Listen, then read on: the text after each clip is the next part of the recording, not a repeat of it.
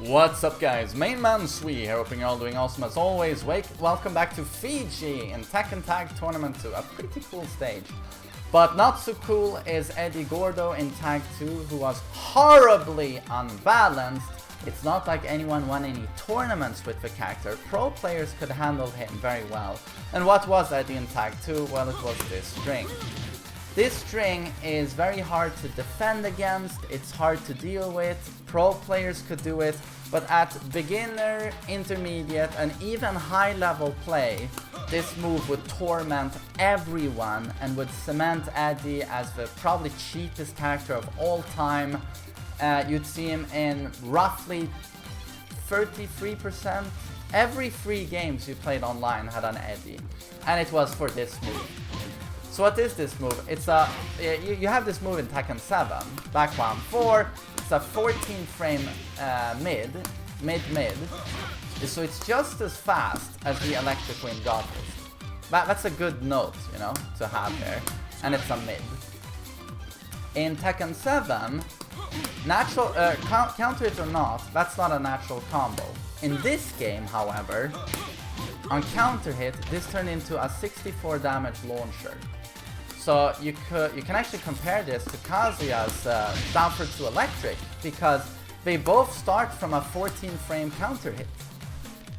But where Kazuya's perfect electric requires godlike execution to even be able to do once, you know, this requires nothing. And you could even hit confirm it. You could see if you got a counter hit and then add the 3+4.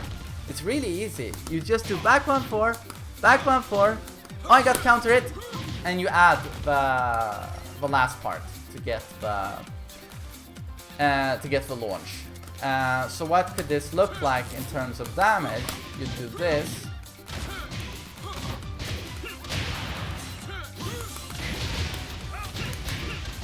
And that's 150 damage. Just like that. And of course, everyone's favorite was when Eddy was in rage.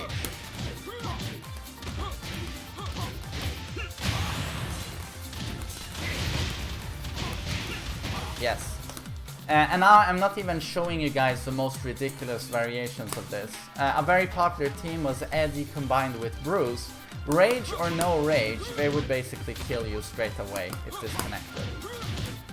It's probably the most absurd string to ever be in a Tekken game, to be honest. And the fact that it was in such a recent game as Tag 2 is a big slap in the face to Bandai Namco, how they could not fix that in after location test, or at least patch it. We had to have this for 5 years, and we were stuck with this. So honestly, that is basically what made Eddy Gordo so goddamn ridiculous in this game. He resembles his Tekken 7 counterpart quite a bit, you know. It's the same stuff people would do in this game. But this move changed everything. And of course you could go into handstand mix-ups by holding back, yes. So people would just try and find ways to do this as much as possible. And of course you have these variations. Do it on its own. Yeah, just a nightmare.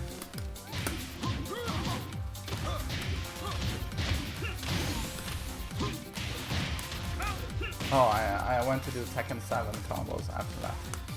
But I'm not gonna go into too much detail because you probably know Eddy from Tekken 7 and it's quite similar. But something else, another change that is very interesting is that of course, you know, from Relax, it has a mid launcher, unseeable, he has an unseeable low launcher, the slippery kicks. The slippery kicks were very different in this game. You probably know that in Tekken 7, if you block the slippery kicks, wow. If you block them, there's a block stun. He staggers, you know, and you can launch Eddy. In this game, he goes right through your block. goes right through it. You see? And here you could actually build momentum with it. Goes right through into helicopters. This was dumb, in my opinion. Should never have been there. There should always have been a block stun, you know, so that you get a proper launch for big damage. So the only thing you had on this was low parry. And low parries were very little reward in this game as well, because you couldn't bound during low parries, so you only got a mini combo. So you basically do, I mean with Kazuya, I think the low parry I'm gonna have him stand. With Kazuya, the low parry combo was this. So back 3-1, 1-2, 4-3. It did around 39 damage, I think. So that's why his relaxed 50-50 was just much stronger in Tag 2, because this option, you float him out of it, you get a mini juggle where you can bound.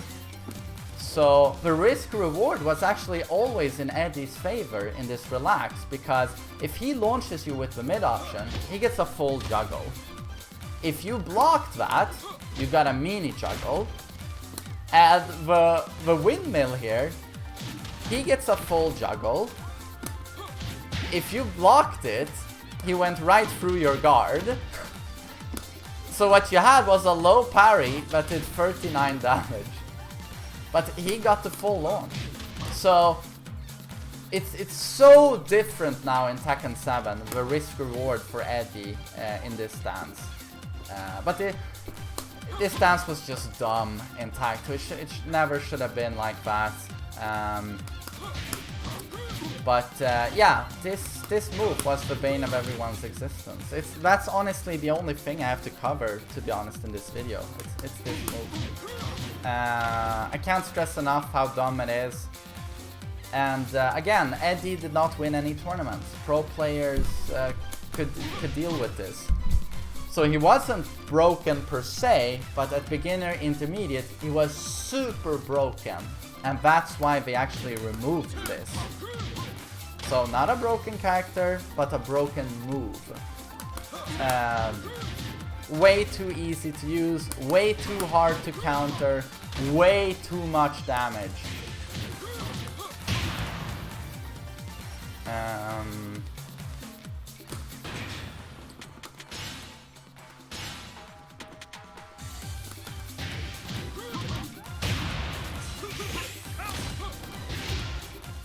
Wait.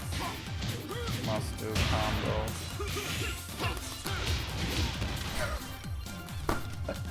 Oh, I love it.